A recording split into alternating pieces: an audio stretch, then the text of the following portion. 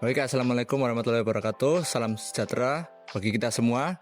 Di sini kita kelompok 5 hendak melakukan wawancara pada Kak Eni di bisnis apa, Kak? Namanya? Makanan. Makanan. Bisnis catering. Dik, mungkin bisa ditanya mungkin pertanyaan pertama. Baik, untuk pertanyaan pertama Kak Eni, kira-kira dari bisnis yang didirikan ini udah berdiri sejak kapan? Kalau dari bisnis aku ini berdiri dari bulan 10 tahun 2024. Akhir tahun 2024 lah, sekitar bulan 10-an.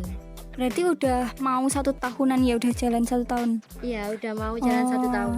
Kira-kira ini yang mendasari Kak Eni buat bangun bisnis catering. Maksudnya kalau dilihat biasanya yang bikin bisnis catering itu kebanyakan kayak yang udah berumur ataupun ibu-ibu yang target pasarnya itu kebanyakan ya buat untuk acara kayak acara yang besar-besar gitu. Kalau dari Kak Eni sendiri apa yang mendasari buat bangun bisnis catering? Awalnya bermula dari ini sih, ikut organisasi. Yang awalnya itu kan karena kan kita dari kampus ya, budget kita juga minim karena waktu itu aku juga bendahara. Jadi awalnya itu iseng aja, jadi nggak ada niatan untuk buka usaha ini. Nah, karena waktu itu kita membutuhkan catering yang minim budget, akhirnya aku berencana buat masak sendiri. Dan ternyata banyak teman-teman aku yang cocok dan akhirnya memutuskan untuk buka usaha ini. Dan di situ juga banyak yang cocok, banyak yang suka, akhirnya bertambah yang order, akhirnya aku terusin bisnis ini. Oh, oke. Berarti untuk target pasarnya sendiri ini bakalan lebih banyak ke mahasiswanya atau gimana? Terus kalau sampai saat ini pengalaman dari Kak Eni itu paling banyak yang pesen di Kak Eni dari mahasiswa ataupun masyarakat luas itu banyakan yang mana? Kalau target aku itu dari ini ya, mahasiswa. Bisa juga dari luar, tapi kebanyakan yang pesen ini dari mahasiswa.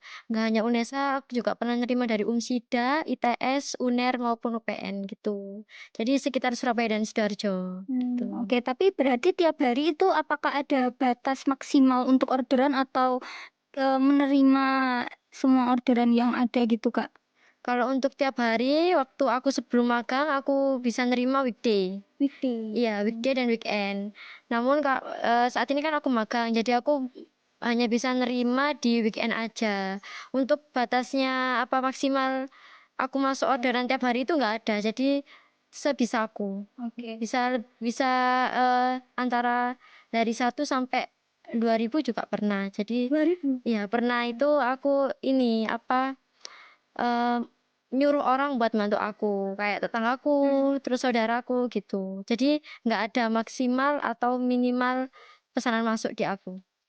Minimal nggak ada juga ya, berarti bebas aja. Nggak ada bebas. Oh, kalau untuk yang membantu usaha bisnis cateringnya Kak ini tuh siapa aja yang di belakang layarnya? Misal kayak yang masak ataupun yang nanti membantu anterin orderannya gitu gimana ya, Kak?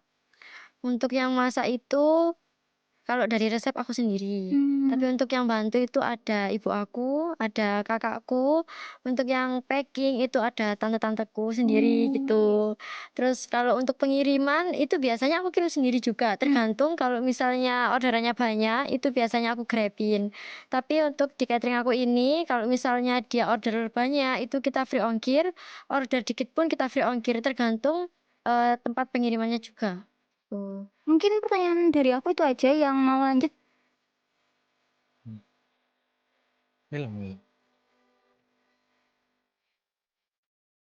Oke, untuk kira-kira nanti kakaknya milih website apa aplikasi, Kak? Untuk Kayaknya website aja sih. website aja.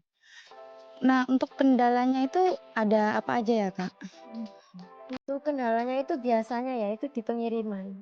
Karena kan karena aku kan nerapin free ongkir ya. Jadi ketika pesanan itu bisa aku kirim sendiri sama ada bantuan dari orang lain itu aku kirimnya pakai sepeda motor. Jadi kendalanya di situ.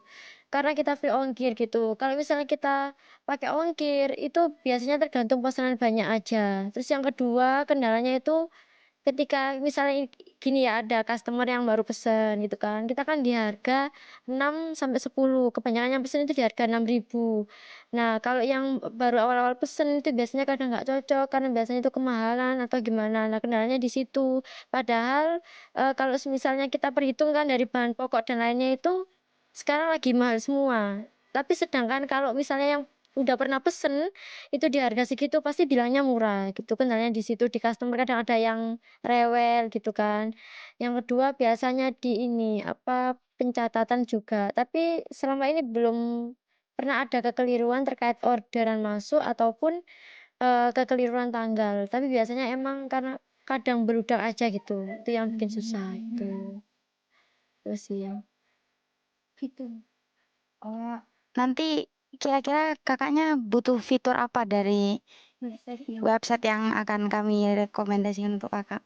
Kalau di dalam fitur sih aku pengennya nggak maksudnya nggak paham detail banget ya, mungkin ada ini menu, terus transaksi keluar masuk juga, terus habis itu apa ya, pencatatan terkait menu, harga dan lain-lain aja sih Kak. Terserah kakaknya juga enaknya gimana, soalnya kan aku juga bingung, kan aku sekarang kan lebih manual gitu. Un- Baik, mungkin pertanyaanku cuma satu aja ya. Kalau misal website kita sudah jadi, nah dari 1 sampai 10 seberapa terbantu Kak Eni sendiri terhadap website kita? Misalkan yang sebelumnya manual sekarang sudah dibantu website. Nah mungkin bisa jawab. Mungkin bisa 10/10 sih, soalnya emang lagi butuh website juga. Karena kan aku juga masih kan banyak yang orderan masuk, jadi kayak masih belum nge-branding semua juga ya. Kelewat. Iya, kayak Instagram, TikTok aku pun belum handle. Bahkan beberapa hari ini kan banyak yang nawari sponsor, tapi aku tuh belum bisa open karena emang masih masih repot juga gitu loh, aku masih ngurusin kuliah juga. Jadi ya kalau yang ada yang pesen-pesen aja aku terima gitu. Kalau sponsor dan lain-lainnya masih belum bisa nerima gitu. Jadi kalau ada website mungkin bisa terbantu banyak gitu. Baik, mungkin sekian dari wawancara kelompok kami. Kurang lebihnya mohon maaf. Wassalamualaikum warahmatullahi wabarakatuh.